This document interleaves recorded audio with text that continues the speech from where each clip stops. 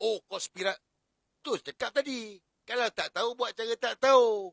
Jangan buat pala tahu. Kita cakap pun untuk kita bagi kesedaran. Contoh macam himpunan tempoh hari.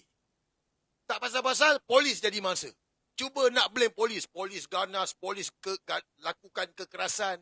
Tak ada otak ke? Tak boleh fikir ke polis jaga keselamatan? Ni, kau tengok video ni. Ini false flag. Nak kita mengamuk dengan polis.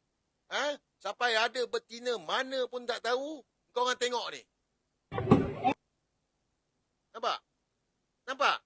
Nampak tak? Ini disengajakan untuk kita berfikir. Ini disengajakan. Fahamkan betul-betul. Ini lakonan. Ini drama.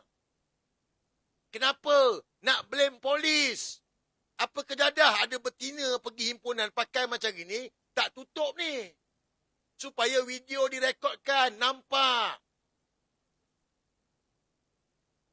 Bukan musuh saya mereka. Kita berdua bukan musuh.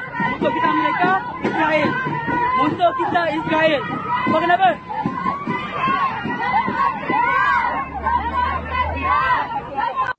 Kamu bukan musuh saya mereka. Pada Ini propaganda.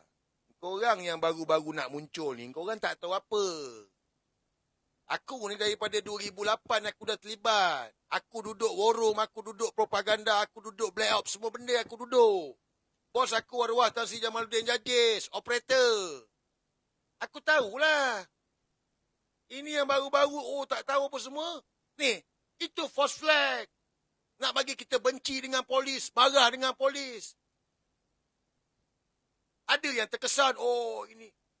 Jangan jadi bodoh. Dia orang nak kita merusuh. Dia orang nak kita melawan. Lawan polis. Dia orang nak chaos. Dia orang nak uara darurat. Fahamkan betul-betul. Jangan percaya. Fikir. Kalau tak reti berfikir, jadilah kambing. Masih tak nampak lagi. Jangan lupa subscribe dan tonton video penuh di Suara Dunia.